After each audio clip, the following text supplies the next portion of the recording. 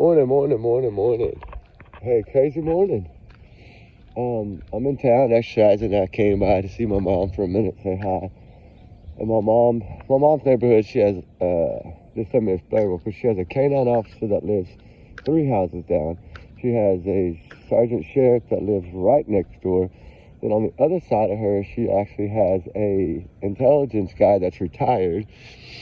She lives in a community with a lot of like law enforcement, retired law enforcement.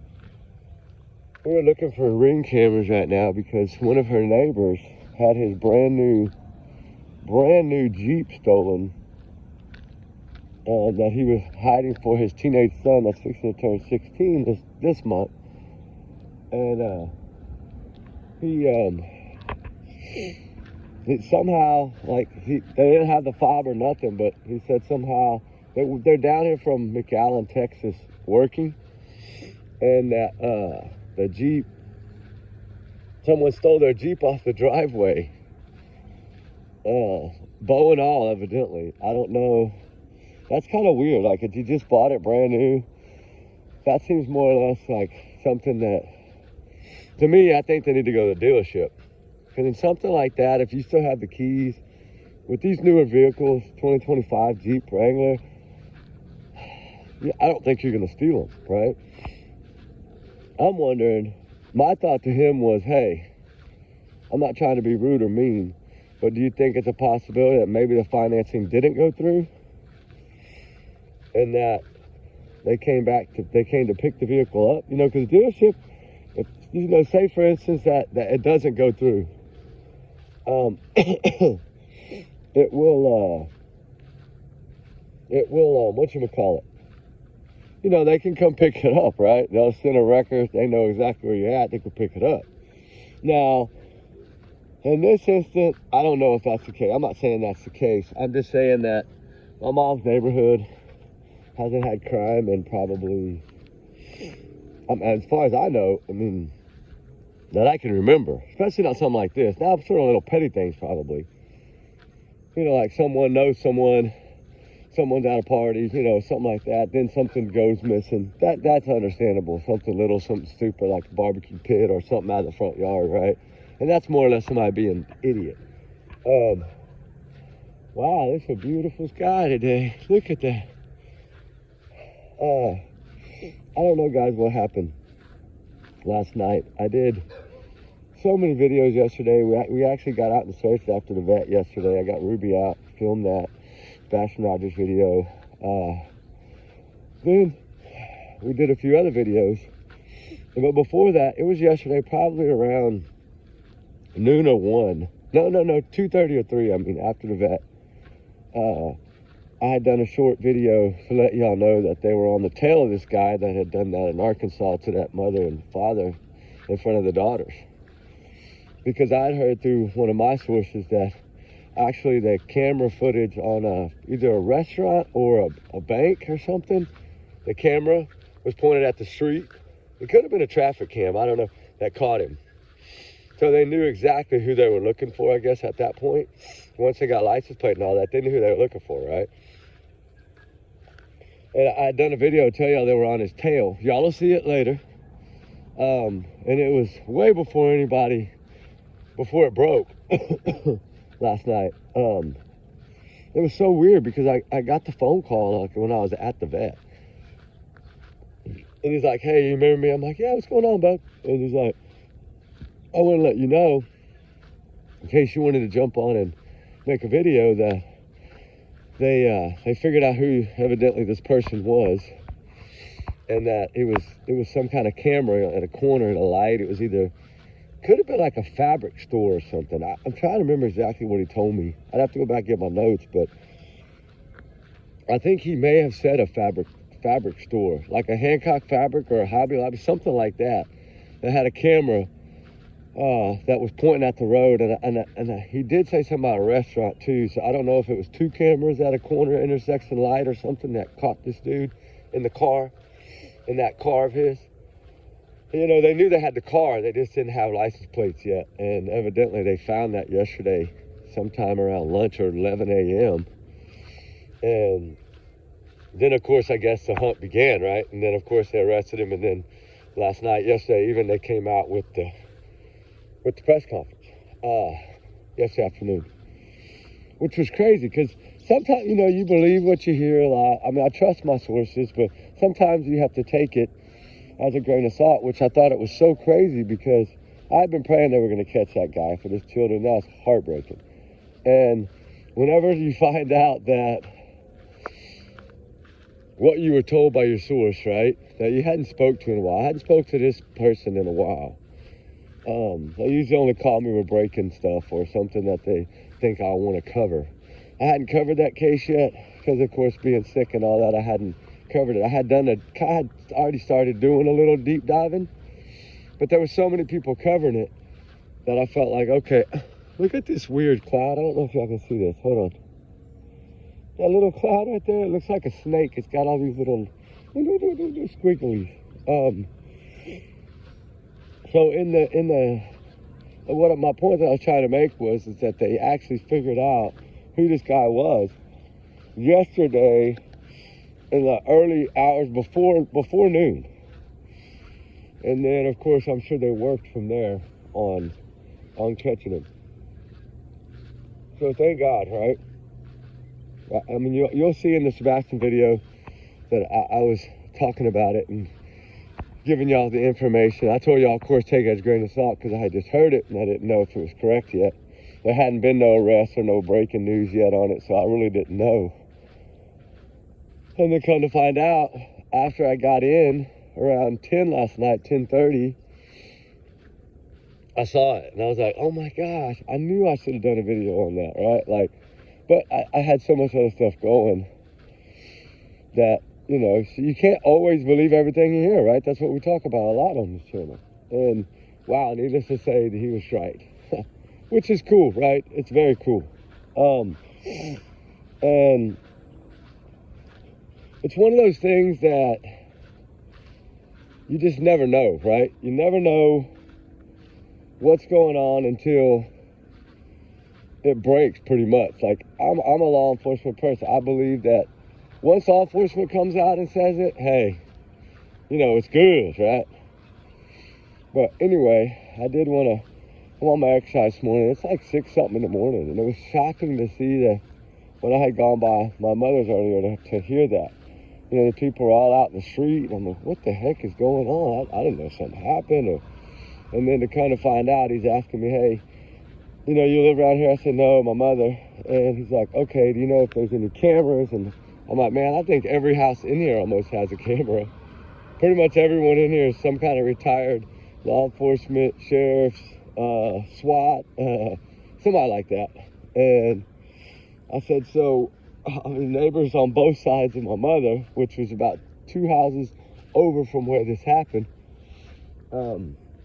And what's so weird about it, let me just, and I'm not picking or nitpicking or anything like that, but it's the house that it happened at is the only rental property in that entire neighborhood. It's weird, right? Like, all the other homes are owned, right? Because it's a well-established neighborhood full of elderly retired people, and there's these younger ones, and it's the only house available that's for rent. And it's because the parents it passed away recently. Recently they passed away, and somebody just honked, and I don't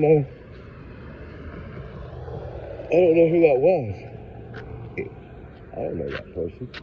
Okay, anyway, as I was saying, they had passed away. I believe it was in a vehicle accident. And my mother had told me about it about 4 or 5 months, 6 months ago. And I think the kids don't really know what to do, so they rented the property, I think, just to bring in some money to pay taxes and stuff on it until they can figure out, I guess, what to do. But to me, they should have talked to the association first.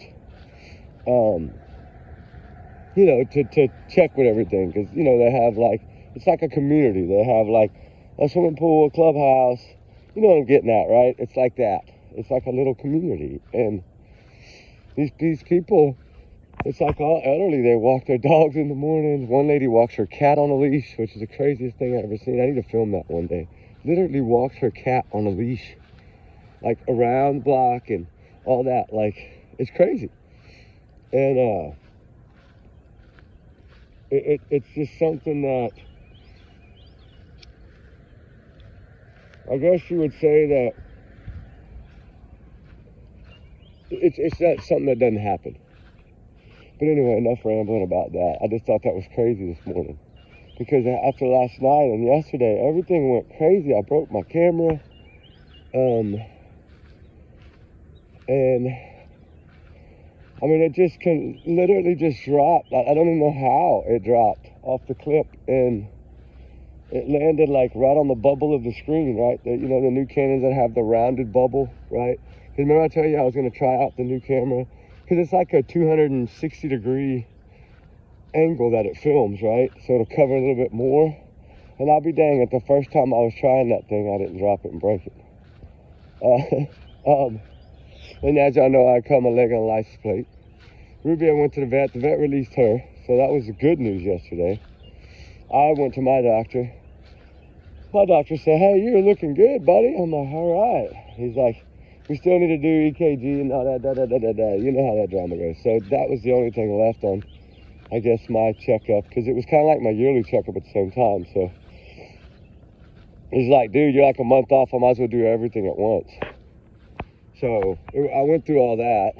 And then, it was just a crazy day, period. And then, lo and behold, as I showed y'all yesterday, on the tip of my finger here, see the Band-Aid, I was, y'all are gonna laugh, not laugh, but it's my fault, because I have these blocks that I freeze in the freezer, like little square container that I freeze like blocks of ice in the deep freeze, and then I put them in like the horse troughs and the stuff like that during the hottest part of the day. Because I always think, hey, what animal wouldn't want a little bit of cool water, right? Well, I was jabbing it to break it up, right? And with the old-timey ice pick, the little wooden handle ones that got the little poker looking thing. And I'll be dang if I didn't slam around my finger. Yesterday was just a rough day. A really rough day. But we made it through it. And then come to find out, I started loading videos last night because I really wanted to get this video out about Sebastian Rogers and the FBI flyer. Because I spoke to someone yesterday that I had been waiting on speaking to for a long time. I finally got to speak to him. And I came on pretty much right away and did the video. But the crazy thing is all that craziness went down. So in the process of all that, I ended up getting home about 11 last night. And it was still like 90 degrees. It was brutal yesterday. It was 107 yesterday with the heat index. 109, something like it was off the charts. And that will literally drain your body, right?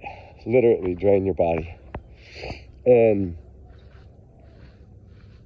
it was just, I couldn't figure out why these videos wouldn't load. Why there was 4 of them total that I was trying to load. I'm like, why are they not loading? And then this morning, I reset the YouTube Studio app about 5 o'clock while I was eating Raisin Bran with some bananas. And I try to load them again, and they just sit there. And the little icon just spins and spins, but they don't pop up into the thing to give me, it'll say your draft is preparing. You got 1 hour, 43 minutes, or 2 hours, 9 minutes, or whatever it may be. It won't go to that. It just sits there and spins and spins and spins. Even when I refresh it, where it's supposed to take it and put it over to the page and start loading it, it's not loading none of them. They're just sitting there spinning. So I'm like, maybe it was the camera that I broke because I had kind of put everything to the camera. And then I'm thinking, well, how's that gonna, so I don't know. This morning I'm like, I give up. And then I'm like, I gotta go town, get my exercise in, look at the beautiful sunrise, of course. I did film sunset yesterday video for Sebastian Rogers. shared a little sunset, shared this community area over there where we do some searching. I call it the key area. That's the area where that old-timey oyster road used to run through the town. And now they've kind of made it like a little wildlife kind of thing, I guess, in the middle of like a city. And it's to where animals and things like that can still live, and, you know, people can go watch the deer and all that. Well, we ran into a coyote last night. Well, I thought we heard a girl scream, right? It was the craziest video ever, guys. I'm telling y'all. When y'all see it, y'all are gonna be, oh my God, everything went on. It was starting to get dark. We were headed back out of there, and it sounded like a little kid screaming. And it was way off in a distance. So here we are filming it all in this dark field, trying to figure out where this noise is coming from. I get Ruby on guard, and we start going, looking for it, and we can't find no kid. So then I'm thinking, okay, well, maybe it's, you know, it's across that area into the neighborhood part, and it was a kid maybe playing in a swimming pool or something like that. And then I'm thinking 9 o'clock, but yeah, it's not 8:30, 9 o'clock at night. Nah, it still could have been. Well, anyway, we go looking, we go wandering off, and we find someone in a flashlight coming out of this darkness, walking across this little parking lot, like little street curb towards the community area where the clubhouse is. I'm like, why would somebody be walking with a flashlight? And so we take off. I filmed the person with the flashlight. You know me, I never really film anybody, but I had to. I was like, I want them to see what I'm seeing. And here it is, of somebody with a flashlight looking like they're either carrying something heavy. They looked like they were all dressed in black at first. And it looked like they were carrying something heavy and kind of limping. So I was like, I gotta film this. I don't care if they get mad at me or not. Because, you know, it's restricted, this area, and you gotta have permission. And she's always told me, as long as you don't show houses and things like that where people can physically see people's houses or people in their yards or their house numbers. You know, if we find out that, then no, you won't be allowed back. Well, I didn't film any house numbers. It was getting dark. It was right at that breaking point. The sun had just set, and it was starting to get from twilight to dark, right? And popped out that flashlight right after the screams, and it looked like somebody was limping or carrying something. I'm like, what is going on here? So we run over there, and we stood across the way a little bit under the trees, so nobody could see us. Because we didn't know it was a female at that time. And then it's a woman, and she's walking up to a Toyota 4Runner, like a brand new one. I mean, those things, what, $70,000 probably? And I'm like, okay, well, you know, it's probably all right then. Needless to say, she ended up getting in that Toyota and leaving. And then it was like that little squealing noise again, but it was different this time. It was more of like an animal. I'm like, what's going on? So we go over towards the trees again. I'm like, oh my God, there's a shadow under that tree. So me and Ruby start going, and Ruby starts barking and growling and barking and growling. I'm like, uh-oh, we found what it was. And I'll be lo and behold, guys, it was a big old coyote just staring at Ruby, like going through the shadows of those trees in the darkness, like following us. And I guess it was saw Ruby, right? You know, coyotes, you never know. So I'm like, Ruby, you see that? That's a freaking coyote. So I pulled her and we took off, right? Because you never know if they have, you know, rabies or something like that. You just never know in this day and time. So it was like, get out of there, right? Get out of there. So then we got so dark you couldn't see us, me or Ruby, on camera. So we pointed up at the moon, which is about half full, finished the video and got out of there. But the crazy part of it is, it was one of the weirdest videos I think I had ever done. Because everything just kept going on. And it was just one of those days, I guess. And so, you know, like I said, we finished the video, and then I try to start loading all these things, and they won't load up. So like I said, I reset this morning. They're still spinning. They're not even pulling up to the draft section to even load. So I don't know if anybody knows. I don't know what's wrong. I'm gonna have to go back to the Geek Squad today and see something wrong, because now here I am stacked at about 5 brand new videos from yesterday alone, and I only got one of them to load. And the only one that loaded was the one that we filmed yesterday morning around 6 o'clock in the morning. That's the only one that ended up loading. I don't know why, but who knows, right? You know, one thing I did do, I forgot to say was, I accidentally deleted the YouTube Studio app, but then when I pulled it back up really quickly, everything was there, right? All the videos, everything was there, nothing was gone. So instead of resetting it, offloading it to refresh it, you know, to open up some space, I accidentally hit the dang delete button. No, I didn't hit factory reset like Stearns. I hit the delete button on accident instead of offload. But, you know, as we talk about Maddie Soto, which I've always thought that this case is the same. You know, it happened on the same day as Sebastian. A lot of similarities, driving to the school, this, that, that. A lot of these things went on in that case that did in this case as well. And it was the same day. Wasn't that weird?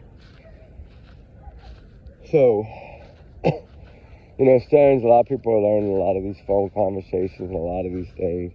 And as I said, there's still a couple of dates that everybody's trying to get on these phone calls that they won't release. And I think it's because he was talking about Jenn in it. And I think with his mother and the father. And I think they're holding those. You know, on the request, right, for some of this stuff, it's like you can't get it, right? Okay, let's go through here. I'm gonna cut through this way, get off this grass, because it's dewy and wet. And I'm curious to see. I'm gonna go through this back section here and see if I can't. I'm looking for something. I'll tell you, if I find it, I'm gonna tell you what I'm looking for, but I'm still looking for it. Anyway, you know, a lot of us are starting to see that and feel that maybe Stearns is about to, you know, I think he has ratted on Jenn, I really do. It's all about saving himself. And in Florida, as strict as they are with the laws, I'm really curious to see what the plea agreement was all about. Like, what was all involved in the plea agreement? Was it tell us exactly, you know, how you found her, when you found her, how it happened, what happened? And because he always said he wasn't responsible for the unaliving, remember? He never said he wasn't responsible for all the other stuff to his parents. He said it to them on that, on like the essay material. He never really said that he he never really said he was innocent on that, as far as I know. They just wanted the cell phone stuff thrown out. Right, because I think he knew that everybody knew that what was on your phone is what's going to get you. So I think that didn't really, that wasn't part of the plea, because I think they had already got him on that, right? It was on his phone. But I think they're more worried about the silence that they've given around Jenn Soto and the little clues that they've given us along the way. Like, you know, they've given us little hints, right? Like taking her to the, that psychiatric evaluation place or whatever, and making sure she was competent to stay in trial. That's what I think it was for. I think they've always had a plan for Jenn. They're just not keeping it very close to the vest. Remember, Florida is tough, guys. So that's why I never felt like she was going to get away with this. And she knew too much, and I think the interview showed that. I think we could all say from that we got something that we understood that I think everybody realizes there's involvement, right? Some kind of involvement with Jenn in this case. I've always felt like she was the one that was responsible for this part of it because of the Woody Allen comment. And I also thought that person at that church was somehow Jenn. A lot of people, I think, feel that way.